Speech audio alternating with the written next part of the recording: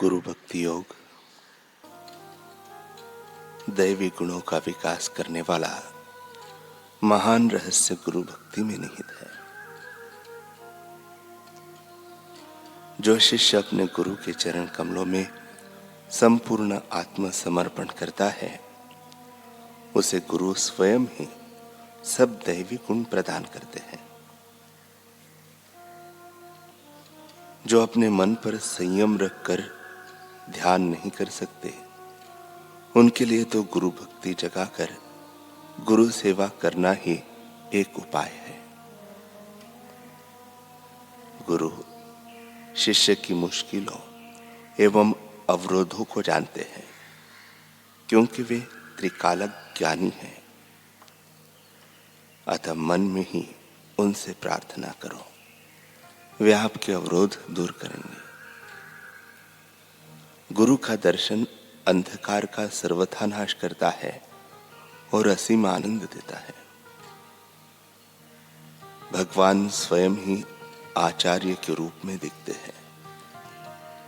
वे मानव के स्वरूप में प्रत्यक्ष दर्शन देते हैं अथवा ब्रह्मनिष्ठ महान ज्ञानी के रूप में दर्शन देते हैं। जन्म से लेकर मृत्यु पर्यंत जीवन का एकमात्र हेतु महान गुरु की सेवा करना है।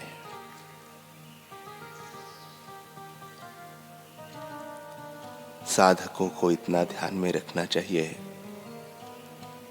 कि केवल पुस्तकों का अभ्यास करने से या वाक्य रटने से अमरत्व नहीं मिलता। इससे तो वे अभिमानी बन जाते हैं। जिनके द्वारा जीवन का कूट प्रश्न हल हो सके, ऐसा सच्चा ज्ञान तो गुरु कृपा से ही प्राप्त हो सकता है।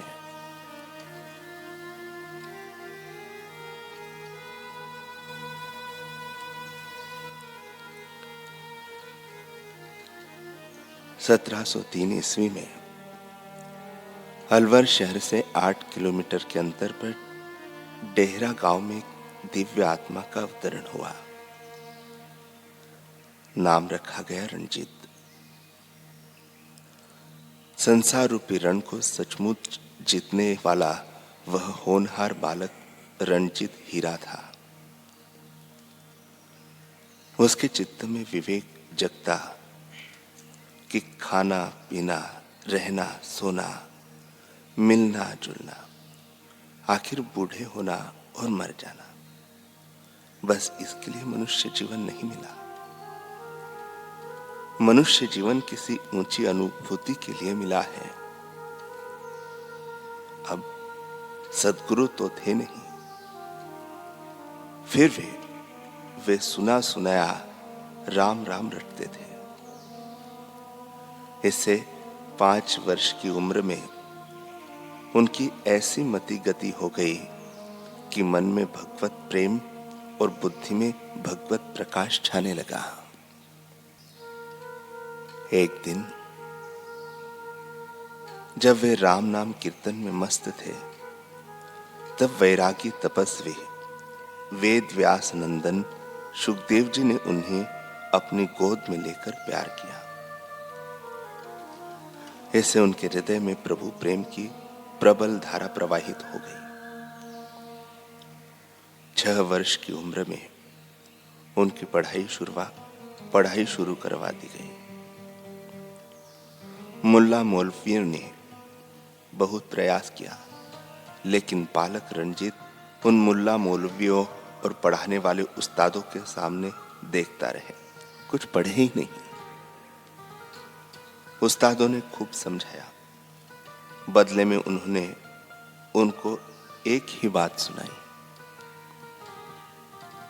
आल जाल तू कहां बढ़ावे, कृष्ण नाम लिख क्यों न सिखावे।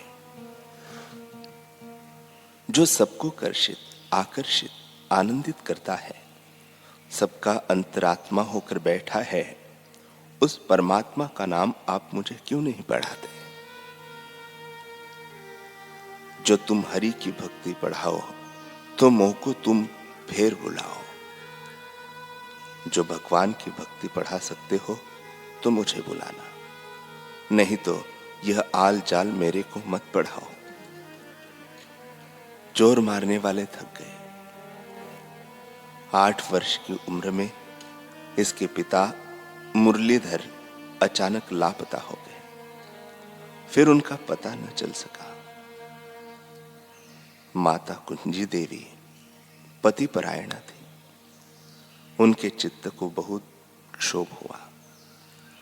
ये 8 वर्ष के बालक मां को ढाढ़स बंधाते कि मैया, यह सब पति पत्नी लेना देना, यह संसार का खिलवाड़ है।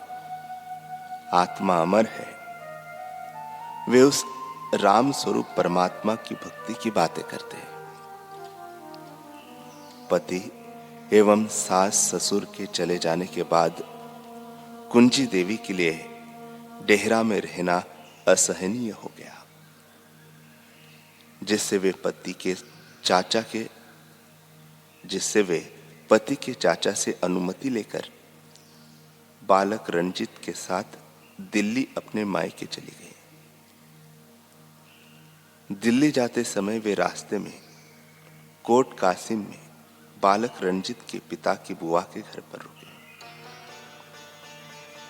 बालक रंजित को देखकर बुआ जी बड़ी प्रसन्न हुई और बालक के स्नेह पाश में ऐसी बंध गई कि कुंजी देवी को समझाकर रंजित को अपने घर रख लिया। थोड़े दिन बाद बालक अपनी मां के पास दिल्ली आ गया। वहां भी मुल्ला मौलवी और फारसी तथा संस्कृत के विद्वानों को रखा गया कि बालक कुछ पढ़ ले। परंतु बालक रंजित ने तो ऐसी विश्रांति पढ़ी थी और भगवान के नाम में ऐसे रत होते थे कि सारी पढ़ाइयां जहां से सीखी जाती है उस परम पद में अनजाने में ध्यानस्थ हो जाते थे। एक दिन रंजित ने कहा, हमें आज से पढ़ना नहीं, जीकर न होए फिकर के माही। यह सुनकर मुल्ला मौलवी हैरत में आ गए। सुनी मुल्ला हैरत में आया इस लड़के पर रब की माया। बहुत प्रयत्न करने के बाद आखिर मुल्ला मौलवियों ने यह कहा कि इस पर तो अल्लाह की रब की छाया है। अल्लाह के सिवा इसको कोई सार नहीं लगता। यह सारों के सार में आनंदित है, सारों के सार में सुखी है, सारों के सार में संतुष्ट है। यह तो भगवान की पढ़ाई के बिना और सारी पढ़ाई झूठी है, झूठी माया में फंसाने वाली है, ऐसी बात कहता है। हमारे दिल को भी इस बालक की बात सुनकर इसके दीदार करके बड़ा ही आराम मिलता है।